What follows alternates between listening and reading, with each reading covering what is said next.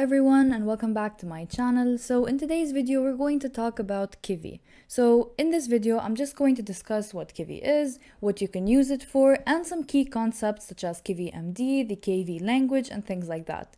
Now what I'm not going to do in this tutorial is pull up a project and start coding and showing you how you can create a Kivy application. This is meant to be an introductory video. I'm just going to cover some key concepts, introduce you to Kivy and its concepts if you're new here, and yeah, without further ado, let's just get started.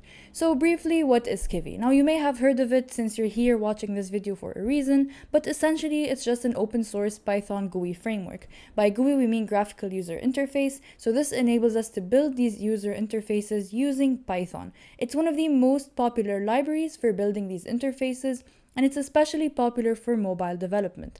Now, it's cross-platform, so it enables you to develop on Windows, Mac, Linux, Android, iOS, and even Raspberry Pi. What this means is that you only have to take care of developing one single application and deploying it to multiple operating systems. For a developer, this is always a plus because this enables you to have so much more freedom and so much more time and efficiency when creating your application. So this is definitely a plus. So this framework, it allows you to build on all of these different platforms.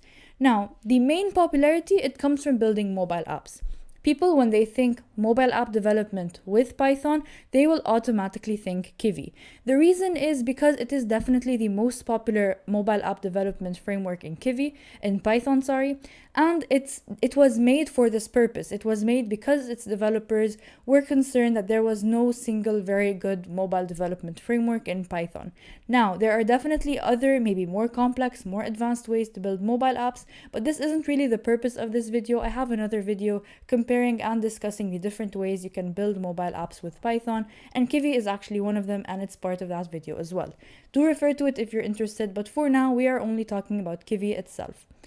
Okay, so you can also use Kivy for game development and visualizations. The reason is because it's based on OpenGL. So it has a graphics engine based on OpenGL, which allows access to your GPU hardware, which allows building very complex and nice 2D and 3D applications. You can use this for game development as well as visualizations, as mentioned before. The Kivy framework is also super popular for multi-touch capabilities. So Kivy can get input from your keyboard, your mouse, your touchscreen, and in your touchscreen it can also get multi-touch events. So it can handle when you can touch multiple places on your screen at the same time, which allows for building more complex applications, and that is really cool and interesting for a developer. Okay, so that's really it for a summary on Kivy. Now, one thing we want to discuss is the type of applications built using Kivy. Are they native or are they non-native, and what is the difference? So applications built using Kivy are actually non-native. So when we say native or non-native in app development, we mean essentially that there is a deeper meaning, there's a more complex meaning, but for you as a user, what you need to think of is that native applications on, let's say, Android and iOS, they look exactly like all other Android and iOS applications because they utilize the native components. So this means that the button and the text and the label and the text box and all those things inside your application, they will look like an iOS button or an iOS label or an iOS text box. Meanwhile, if it was non-native, it would not look directly like the iOS stuff. It would just look like a normal application, and it doesn't exactly have to match that operating system. This is related to the way non-native and native applications are compiled on a lower level. So this isn't really the scope of this video. But essentially what you need to know is that native apps, they look exactly like all other apps on this operating system.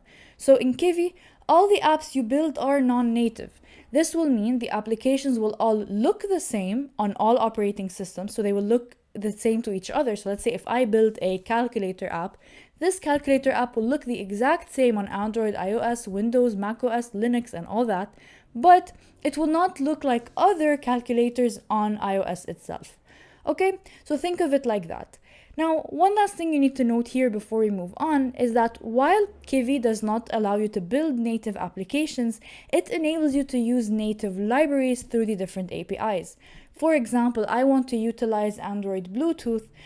you can use the API from Android itself, the native library, and then utilize the Bluetooth or the camera or things like that within your Kivy application. So it's still flexible, it still enables you to use these native APIs, and it's really good. So don't be concerned or be frightened because the applications themselves are not native. If anything, they will just look the same on all these different operating systems. This can be a pro or con depending on what you want or what your company wants when you're developing your applications.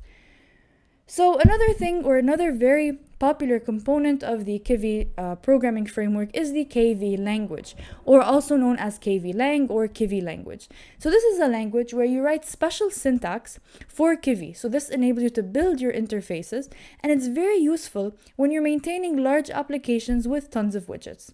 So this syntax is very simple, it's very straightforward, and it's not actually Python syntax. You will actually need to use these .kv files. So let me actually just clear this right here. So you will need to create these .kv files, and these KV files will have syntax similar to this guy right here. So similar to this snippet of code that you see right here. Now, if you're any bit familiar with Python, you know that this is not Python code. So this does not make sense in a Python syntax. So where in Python do you actually write label and 2 dots and then just go to a new line? And it doesn't make sense. This is not Python. This is the KV language. It enables you to write your UIs in an efficient manner. So here, what you need to do, rather than creating functions and initializing classes and doing all those things inside Python, you will have a KV file. You write all of this stuff. So here, for example, this is how I'm able to define a label that says hello world. You write all of this stuff inside a KV file, then you load this UI inside your Python code. So this is really good if you want to separate the code logic from the UI logic. So here you would write all your UI inside the KV file, and then all of your backend, not really backend, like more of the logic of the application inside your Python code. So what's really going on here is you're writing all your UIs, you're defining your labels, your buttons, what the interface looks like in this KV file, and then you go ahead and write the functionality for the buttons in the Python code.